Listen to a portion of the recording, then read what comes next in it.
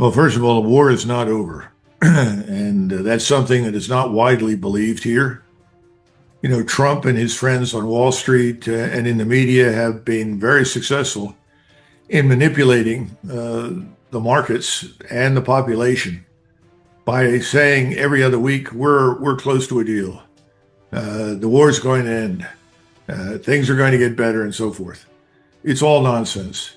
There are no talks between us and the Iranians. None. People need to understand that he's just lying, okay? I hate to be blunt, but that's what it is.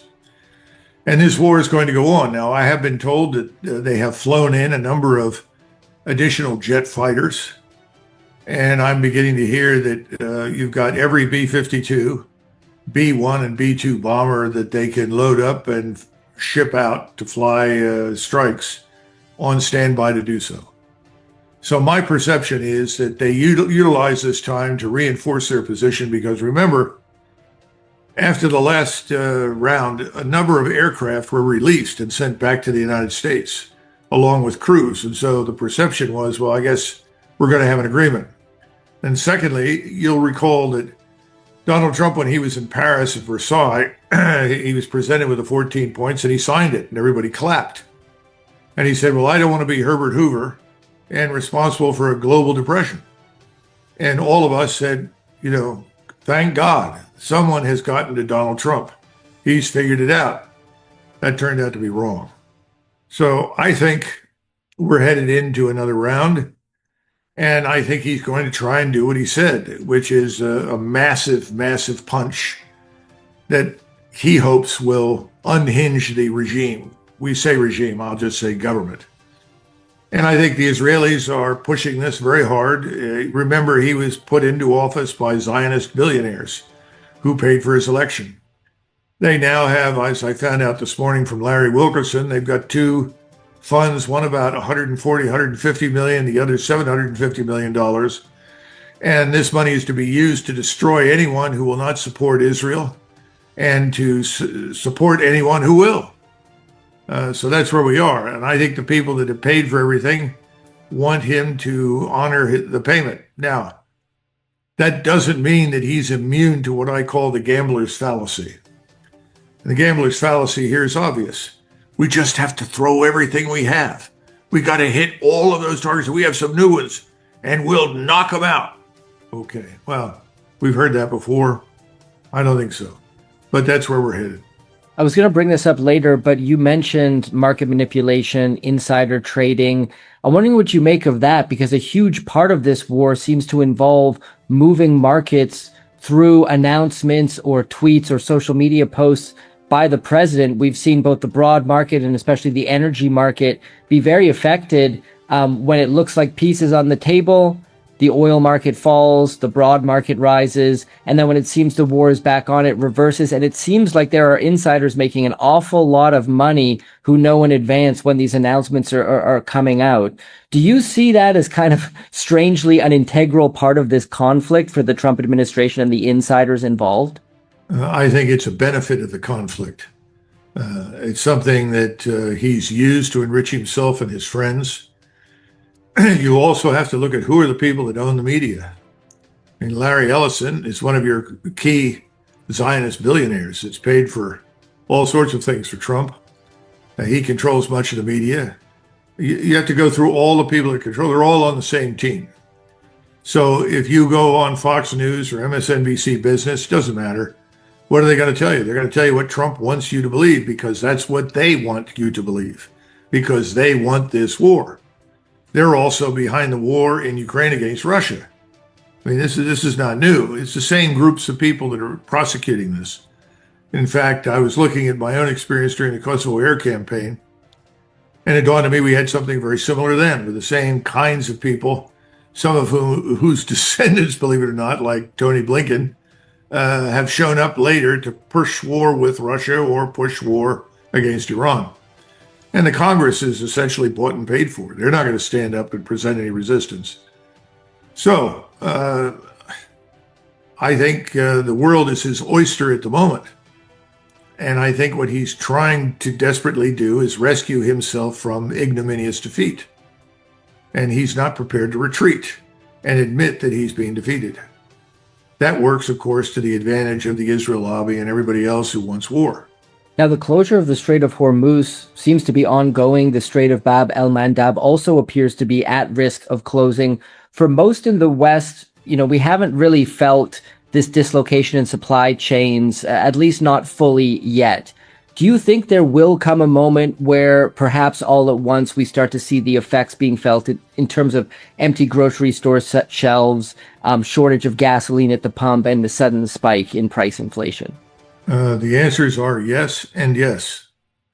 Now, I would defer to people like Jeff Curie and Pilkington and some others who know more about the oil markets than I do.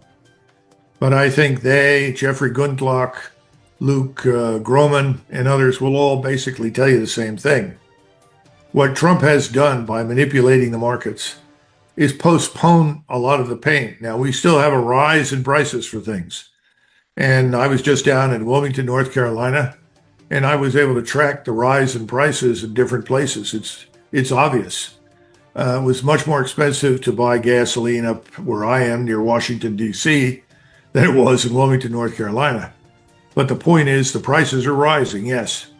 Have we hit bottom in the strategic petroleum reserve? Well, I'm told we haven't yet, but we're getting very close. So I think he has managed to postpone the pain. I don't know how much longer that's going to work. Now, the other thing that's happened that we shouldn't lose sight of, nobody talks about this in the United States, your supply chain structure globally has changed. The world is adapting to what has happened. So in some places, you can't keep an electrical vehicle on the lot from China. Everybody wants to buy them up. The Chinese are pushing them very hard.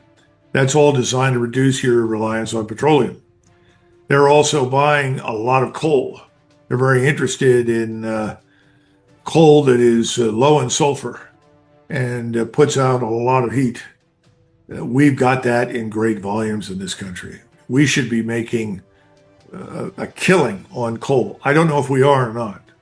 I was involved a few years ago in that, and I told everybody, don't give up, hang in there. You're going to sell all the coal you ever wanted in the future. But it's turned out to be true. So there's a combination of adaptation overseas in many countries. And of course, in some places, you still have nuclear power. The French very wisely kept their nuclear power plants running. The Germans are now plugging into nuclear power from France, which is interesting. They were dumb enough to completely shoot themselves in the foot. So what would I say? I would say yes. It's temporary. We're going to be hit with this like a ton of bricks in the fall.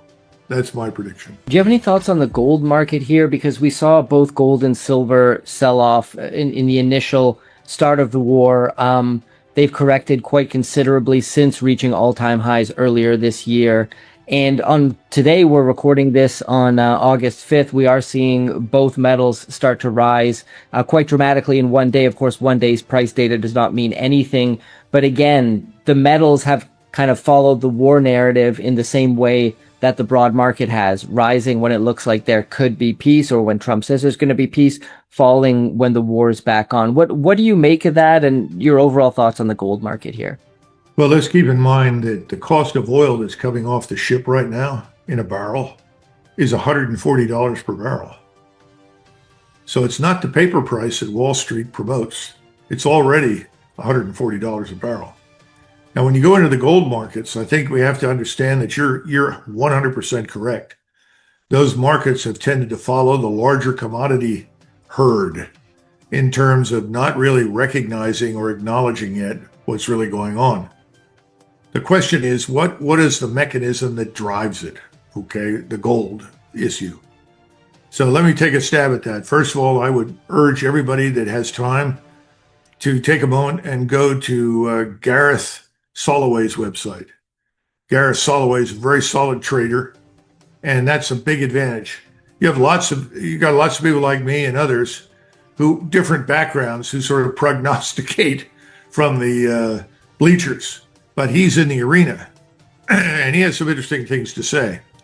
And he points out that the federal debt, in 1980, was 0.9 trillion. Today, then it went to 14.8 trillion in 2011, 39 trillion today. Well, if you look at those numbers, gold is going to be your safe haven when this collides with reality, or let's say when the reality collides with fantasy. And I think we're dealing with a lot of fantasy right now. So repricing is therefore the rate at which global money outruns gold's near fixed quantity. That's the issue. And the arithmetic is complex, but I think we have to look at the behavior of central banks. Central banks have been buying this stuff, gold, for years. They're not stopping. They're continuing to buy gold as much as they can get. And other countries that are in a lot of trouble are doing two things. Some of them are selling their gold because they need cash. And in other cases, you have people selling treasuries to generate wealth so that they can maintain the standard of living in their countries. I think the Japanese fall into one of those two camps at this point. We just dumped large numbers of euros from, I guess, a euro slush fund that we've got, I don't know where it came from, into Japan in order to prop up the Japanese yen. And what you get is a similar perception. Just as people are saying, oh, well, the war is over and everything's going to go back to normal. It won't. You're never going to go back to normal. And then secondly, oh, well, Japan's fine now. We've propped it up. Wrong. We've postponed for some period of time, I don't know how long, the collapse of the yen and Japan. And who is linked to the yen and Japan? We are. If Japan collapses, that's going to have a huge impact here. And the same thing is true in the oil markets. I think, we're having trouble understanding why interest rates are rising and bond yields are rising. Most of us were taught that if the interest rates rise, the bond yields fall. They're not falling. We're at 4.7%. And virtually everybody I know says that if you hit 5, you're toast. We can't service the debt. And how much are we paying right now to service the debt? Well, it's way over the defense budget. That's more than $1 trillion. I guess so. When I'm trying to understand gold, my point is this. I think Soloway said we'll be paying $13,000 an ounce by 2030, 2031. If everything stays the same as it is now, that's going to happen. I don't think it's going to stay the same. I think the war is going to continue. The outcome of this conflict is going to be much worse than anybody thinks. We can talk about that. I think you're going to be looking at 15,000 an ounce over the next 2 to 3 years. In other words, before Soloway's prediction comes true, we'll be at 15,000. Now, why do I say that? What are we doing right now? We're fighting effectively a Jewish war. That's what the Israel lobby wants, and they have wealth behind them, enormous quantities of cash. But it is now coincided with something else, a new reason to be stupid, I would say. We have to maintain our military and financial hegemony. And so it's a war to preserve what's left of American global hegemony, as well as to satisfy the Israeli appetite for Jewish supremacy in the Middle East and the destruction of Iran. It's all going to fail. I mean, that's my view. I think it's too late for all of these things to work. And I'm not sure that Donald Trump doesn't understand that, but I think, again, he's going to give it one more push in the hopes that he can bring down Iran. And people supporting him fall into one of these two camps. Either you're doing it because you're a Zionist and you want this to happen, or you're worried about America's national hegemony, which I would argue is an illusion. And that's kind of where we are right now. And who's against our hegemony? Well, I would argue most of the world, but who's leading it? Russia, Iran, and China. Those three great powers. Now, many years ago, Zbigniew Brzezinski, whom you may remember, who was the national security advisor for Jimmy Carter, wrote in the 90s that we should undertake everything we can to avoid this triumvirate from rising to power. said if that becomes a reality, American military power, financial power will be driven off the Eurasian continent. I think we're there. And remember that our partners in the region, I don't want to say allies, we don't have any treaty of alliance with Israel. We don't have any treaty of alliance with the UAE or Saudi Arabia. None of the things that we associate with alliances in Europe. But those partners have all witnessed something. We can't protect them. And at some point, somebody, especially if we go back in now, I don't know if it'll be the Saudis or the Emiratis. I have no idea, but they're going to say, it's time for you to get out of here. You've already failed. We will not survive this war unless you stop. And I think we're headed in that direction right now. So if he goes back in again, I think that'll end it for us in the Middle East, period. And if it ends it for us, what does Israel do? It's not exactly surrounded by friends. Yeah, great point. I want to dive into what you mentioned, that you think the outcome of this war will be far worse than people believe. Could you unpack that for us and what you believe the ultimate outcome could be? Well, I've said for a long time that if he doesn't stop and back out of this and essentially disengage, we're going to send the world into a global depression. Now, most people in the United States think we'll have a hard recession. I think it'll be worse. I think we're going to see bank runs. I think the banking system is very fragile. Now, there are other people that, you should talk to. James Grant can talk about that. He's another expert on gold. I think Alistair McLeod has a better grip on that than I do. But I see these things happening. Americans have not experienced anything like this. They haven't experienced the collapse of their currency, which is eminently possible. And we're into this problem right now, as I'm sure you're aware. China is building a fortress of gold. And everybody that is associated with them is going to do business with them in gold. And it's going to be very attractive to many countries, especially those countries that are heavily indebted in our system. Remember, we control the World Bank. We control the International Monetary Fund. We're the ones that screw everyone we don't like with the use of our financial system. What if they just say, well, the hell with you. We renounce our debts. We're joining BRICS. I think that could happen. Now, I don't think it's hopeless, because even though we may have a fiat currency crisis, I'm one of these people, and this is going to sound strange to some, who thinks that Bitcoin could come in as a very handy device as a store of wealth. I hope I'm right. I'm not 100% sure. But if your currency suddenly is in trouble, you don't have the gold that you need to back your position, and most of it is sitting in Shanghai and some other vaults like the one in Riyadh or the one in Hong Kong. Bitcoin then becomes another means of doing business. And I thought it was interesting that the Iranians accepted Bitcoin payment from ships until the latest closure. They were moving through the Strait. So everything depends now on Trump going back in again for a final, showdown, which I think he will.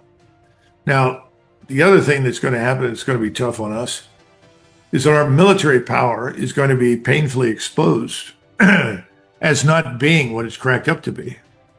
All right? It's not the end of the world. It happens to everybody at some point. But then what do you do? And everyone in Washington has opposed every effort to reform, reorganize, and restructure the American military over the last 80 years. And every general and every admiral has worked tirelessly to stop change. So if we go into this depression, as I think we will, we're going to have to deal with a military that needs, radical surgery. And we're going to have to do it in an environment of very few funds compared to what we've had in the past. So we're going to move from abundance to scarcity. Now, Jesse, what happens when you move from abundance to scarcity in a society like the United States that has had everything forever? You get a revolution. Very interesting. I want to get some further thoughts on the commodities sector from you here, because there's no doubt that behind all of this kinetic conflict going on, a war for natural resources and commodities is also taking place. We're seeing export restrictions, the market manipulation we were speaking of, wars used to cut off certain nations from energy. The list goes on. From an investment standpoint, which commodities do you think are most poised to benefit from this? Now, you're talking about our recent decision to halt exporting fuel. Is that what you're pointing to? Yeah. And Yeah. our refineries are operating at capacity, full capacity. We can't afford to send anything overseas anymore. We have to sustain ourselves here at home. We haven't built a new refinery in at least 35 years. We have yet to build a rare earth refinery. Our mines are full of all sorts of mineral wealth. But what are we going to do for energy to get it out?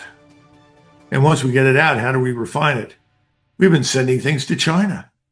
In the midst of all of the horrific attacks that we have launched against the Russians, verbal and otherwise, we're buying Russian oil. I mean, you can't make this stuff up, Jesse. It doesn't make any sense. So anyway, I just want to point that out before I answer your question. As a general rule, I've always taken a position now, since I first went to VRIC a few years ago. And I looked at the audience and I said, if it comes out of the ground, it's valuable. And some people laughed, some people clapped. I mean it. If you are growing food, that is a good thing. That's where you should invest. Should you invest in copper? Hell yes. I think that's a good idea. I mean, obviously, Rick Rule is a much better, advisor in this than I am. But one of the reasons that I went with Palisades Gold, which I think is a wonderful company, is because they have a very strong cash position and they are heavily invested in gold. Now, that's not the only investment. They also have a very good investment in uranium. And I point to uranium because we don't seem to understand that when you inflict losses on all of your potential friends as well as your enemies, they stop selling things to you. And I think Canada and the United States, if you put them together, it should become Fortress North America. Not so much in terms of the arsenal of freedom and all that. No. I'm talking about commodities. I'm talking about mineral wealth. We should be building that horrendously and famously. We can do it. We have the rivers. We have all the capabilities. But we in the United States do not have a national scientific industrial strategy. We don't really have a national military strategy. If anybody had any strategic sense, who would have attacked Iran? I mean, stop and think. This is 93 million people. The nation is surrounded on three sides by some of the highest mountains in the world. Most of the population is beyond the reach of most of our systems. The South, impassable deserts. I mean, you think it's hot where you are? I got news for you. It's much worse in southern Iran right now. And if you're on board a carrier, you can fry an egg on the deck. That's a terrible place to be if you're in the Navy. Now, what I'm trying to get across is that when all of this ends, we're going to have to re-examine ourselves and everything that we need to do for ourselves, which is why when I talk to audiences, I stress sovereign resource sovereignty. In other words, we're going to have to identify it. I didn't mean to make you sweat at this point, but we're going to have to build resource sovereignty. So if I'm going to put my money somewhere, I'll tell you where I put mine: gold, oil, cash. That's a very sound strategy in today's environment, given everything you've discussed. I want to talk about Ukraine and Russia for a moment because we're seeing that conflict heat up big time at the moment. Ukraine recently ramping up attacks against Russia, striking energy infrastructure in addition to other targets. Russia now massively counterattacking. They recently hit Kiev. Apparently several casualties, a lot of civilians injured. Of course, Zelensky jumps on X and complains about it right after he attacked Russia, which is kind of insane. What is going on with that conflict? Because people are starting to say, when is Russia going to wrap this thing up? I think we also discussed this last time. And I have to imagine that the Russian people are now going, they recently got a drone landed on a beach and crashed in a beach and killed a bunch of citizens.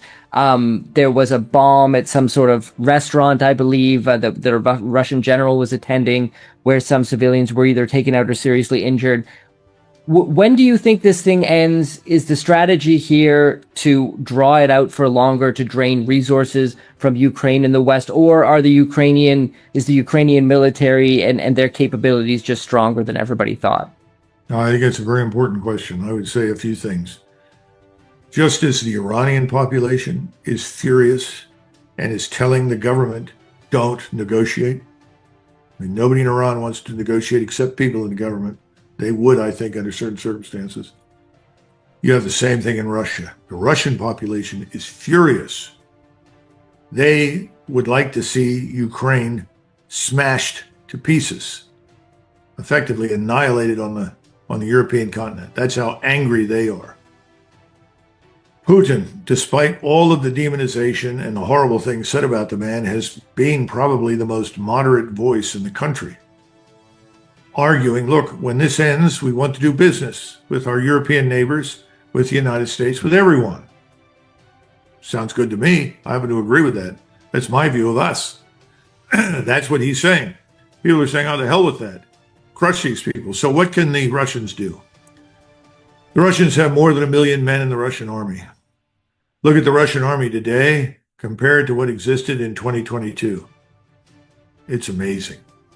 Everything we said we were trying to destroy in Russia has grown powerful. Their industrial base, their science, their technology is running at high speed, is ahead of us in many, many key areas, particularly in missile technology. They have over 2.4 million people now in the entire armed forces. They just announced another call-up, bringing hundreds of thousands of reservists in. So clearly there's a buildup underway. There's no doubt about that. Secondly, they have hit Ukraine very hard, all the infrastructure targets that you can imagine. The Ukrainian state is a zombie organization. Population's exhausted. When they send people out to bring in new recruits, the population comes out of their homes with whatever weapons they have and attacks the people that are trying to recruit them. This is true in Western Ukraine. For those of you who are familiar with the history of Western Ukraine, if you look at what they call Lviv or Lvov, as it used to be, and